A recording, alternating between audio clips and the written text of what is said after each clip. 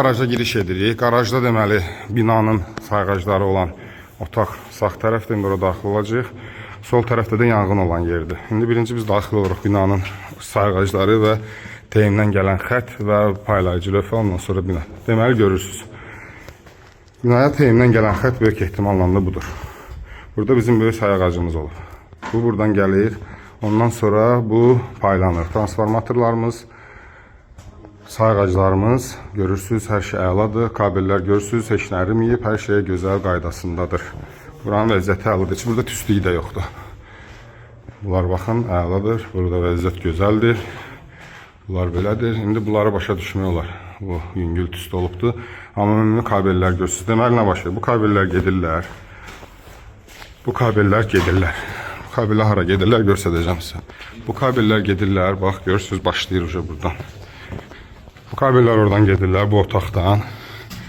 Fikir verirsiniz, oradan şaxtaya daxil olurlar. Bu otaq yanıbdır. Səbəb bu otaq deyil. Mən çəkim. Səbəbi bu otaq deyil. Səbəbi bu otaqdır. Hansı ki, bu otağın açarını bizə verməmişdilər. Biz vaxtında almaq istəyəndə bu otağı bağlı saxladılar, açarını bizə vermədilər. Yanğın baş verən otaq budur. Binanın burada heç bir xətti yoxdur. Sadəcə oradan kabellər gedirlər yuxarı mərtəbələrə. Deməli, buradakı vəziyyətimi sizə izah edeyim. Ofisə gələn isə teyim xətti burada olmalıdır. Burada hardası olmalıdır teyim xətti. Mən bilmirəm hardadır. Paylayıcı lövhə də burada olmalıdır. Böyük ehtimal bu divarların birindədir. Burada nə baş verib?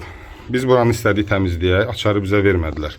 Açarı vermədilər və bizim əməkdaşı döydülər. Biz nəyə görə istəyirdik? Çünki bayaqki kabellər, fikir verirsiniz, bax, o oradan yuxarı şaxtaya qalxır. İndi burada vəziyyət biraz qarışıqdır, mən keçmək istəmirəm.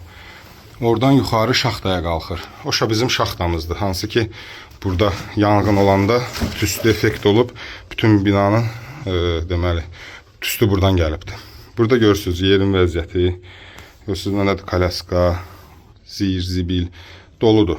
Bəlkə də bunlar olmasaydı, bu qədər yanğın olmazdı. Bu otaq dolu olub da ağzına qədər. Biz İstəmişdik ki, buranı təmizləyək, ona görə biz istəyirdik, bura versinlər, biz təmizliyimizi aparaq. İndi nə baş verib? Manqalı görürsünüz, binada kababxana açmışdılar, tüstü, biz fövqəladə şikayət elədik, bağladılar.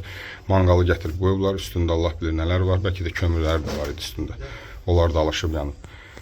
Deməli, nə baş verib? Burada bunların teyimdən gələn xətti, paylayıcı lövhəsi hansı səbəbdən yanıb, alışıb. Bu ofisə aiddir. Burada bizim heç nəyimiz yoxdur. Kabellər hamısı əriyiblər. Bu vəziyyətdədir. Belə. Ofisə aid olan yer isə bax buradır. Budur.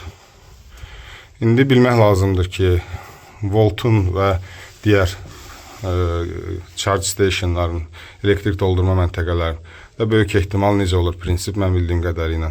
Əgər teyim xətti bura gəlirsə, xəstəxana, yaşayış obyektinin, onların paylayıcı lövhəsindən sonra çəkilir. Paylayıcı lövhəsindən sonra çəkirlər o xətti.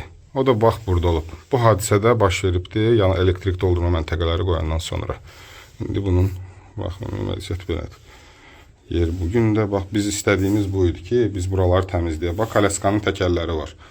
Nə bilim, qazan var. Nə bilim, burada nə qədər yanan şey var. Kağız var. O kağızın elektrik işində nə işi var? Kağızlar var, kül var.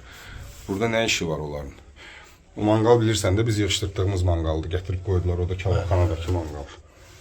Vəziyyət belədir.